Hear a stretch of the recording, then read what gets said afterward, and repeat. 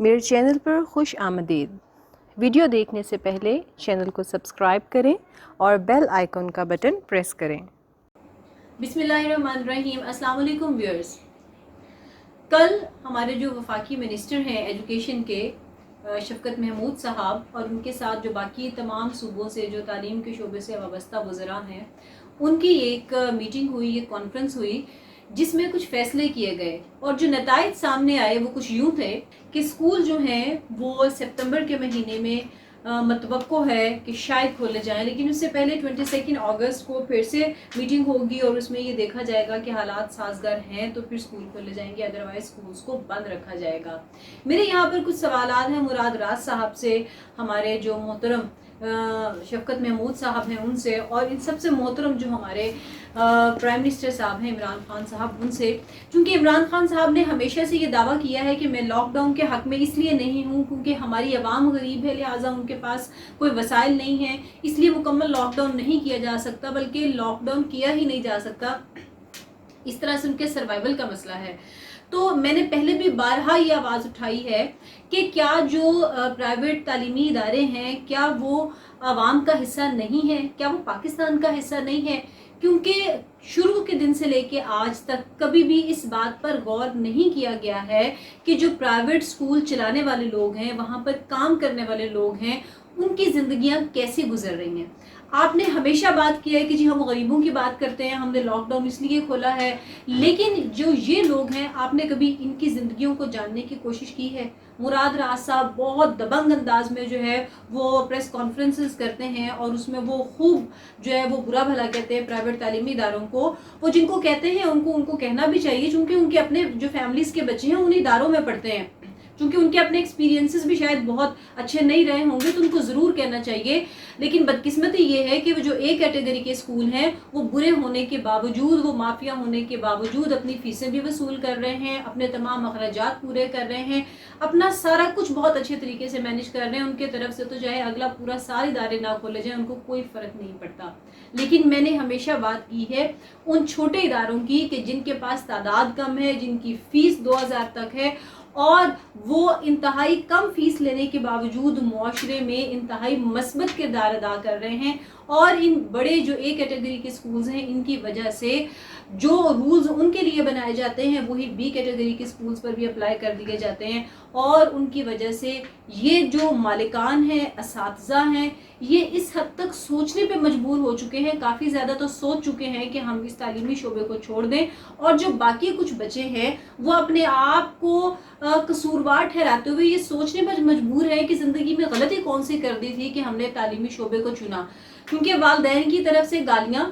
ان کی طرف سے 1 روپیہ فیس نہیں مل رہی ہے، جب سے لاک ڈاؤن ہوا ہے مارچ سے لے کے آج تک پیرنٹس نے ان کو فیسز پے نہیں کی ہیں، اساتذہ کو تنخواہیں نہیں مل رہی ہیں، جو ملازمین ہیں وہاں پر گارڈ ہیں، ڈرائیورز ہیں، وہ سب جو ہیں بیچارے بے روزگار ہیں، وہاں مالی کام کرتے ہیں، اور آپ یہ دیکھیں کہ ان اداروں کے ساتھ جڑے ہوئے جو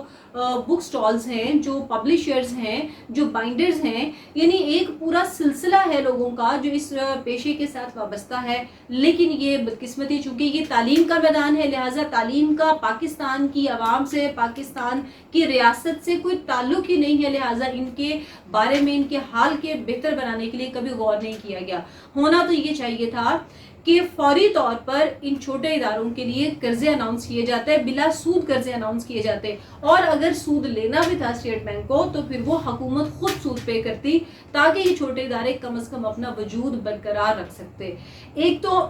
پیرنٹس کی طرف سے جو ہے وہ نان کوآپریشن، دوسری طرف سے ریاست جب آپ کے ساتھ نہ کھڑی ہو اور اس ادارے کے ساتھ نہ کھڑی ہو، ان لوگوں کے ساتھ نہ کھڑی ہو جو کہ ایک آپ کا بہت بڑا بوجھ اٹھائے ہوئے ہیں، آپ کے ساتھ، آپ کے شانہ بہ شانہ، آپ کی جو نئی نسل ہے اس کو تعلیم دینے کے لیے آپ کے ساتھ کھڑے ہوتے ہیں، جہاں آپ کو ضرورت پڑتی ہے وہاں پر آپ کا ساتھ دیتے ہیں، لیکن اس کے باوجود افسوس یہ ہے کہ وہ ایسی پسماندگی کی زندگی گزار رہے ہیں، ایسی قابل رحم زندگی گزار رہے ہیں، لیکن کسی نے ان کے بارے میں سوچنے کی زحمت تک گوارا نہیں کی گئی۔ صرف اور صرف آپ کو نظر آتے ہیں کہ جو اے کیٹیگری کے اسکول ہیں وہاں پر یہ ہو گیا، وہاں پر انہوں نے اتنی فیسیں وصول کر لی، چونکہ جتنے بھی ہمارے وزراء ہیں، جتنی بھی ایلیٹ کلاس ہے، ان کا جو تعلق ہوتا ہے وہ صرف اور صرف ان اسکولز کے ساتھ ہوتا ہے، تو میں آپ سے ریکویسٹ کروں گی کہ آپ میں سے کچھ لوگ تھوڑی سی زحمت کریں, اپنی آنکھیں کھولیں اور گراؤنڈ ریئلٹیز کو دیکھنے کی کوشش کریں کہ جو چھوٹے ادارے ہیں وہ کس طرح سے اپنی زندگیاں گزار رہے ہیں. اگر آپ نے ابھی بھی یہ کام نہ کیا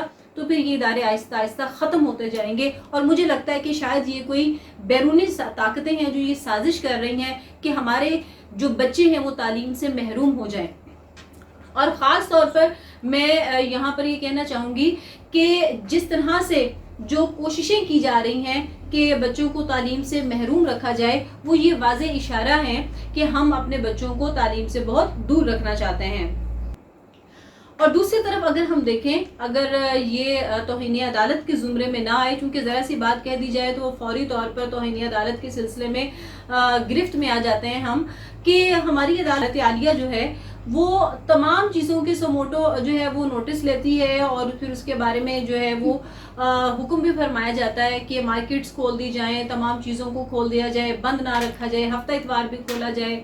تو یہ تمام حکم جو ہے وہ سنے مجھے بہت اچھا لگا کہ ہماری جو عدالت ہے وہ اس میں دلچسپی رکھتی ہے, لیکن میرے کان ترستے رہے کہ عدالت کی طرف سے تعلیم کے لیے بھی کوئی جو ہے وہ ایکشن لیا جاتا, کوئی حکم وہاں سے بھی سننے کو آتا. کیونکہ جن اساتذہ کرام سے تمام ہمارے معزز جو جج صاحبان ہیں وہ پڑھ کے آئے ہیں, جن اداروں سے گزر کے آئے ہیں, یقیناً سارے اے کیٹیگری سے نہیں پڑھے ہوں گے, کوئی بی کیٹیگری کے اداروں میں بھی گیا ہوگا, اور وہ جانتے ہوں گے اس بات کو کہ کس حد تک یہ ادارے جو ہیں وہ پریشانی کا شکار ہیں. لیکن افسوس یہ ہے کہ ہماری عدالتیں بھی یہاں پر خاموش ہیں, اور یہ اتنی ساری خاموشی ہماری ریاست کی طرف سے, ہمارے حکمرانوں کی طرف سے, عدالت کی طرف سے تعلیم کے لیے جو تعلیمی ادارے ہیں ان کی حالت زار پر خاموشی جو ہے وہ بہت سے سوال پیدا کرتی ہے.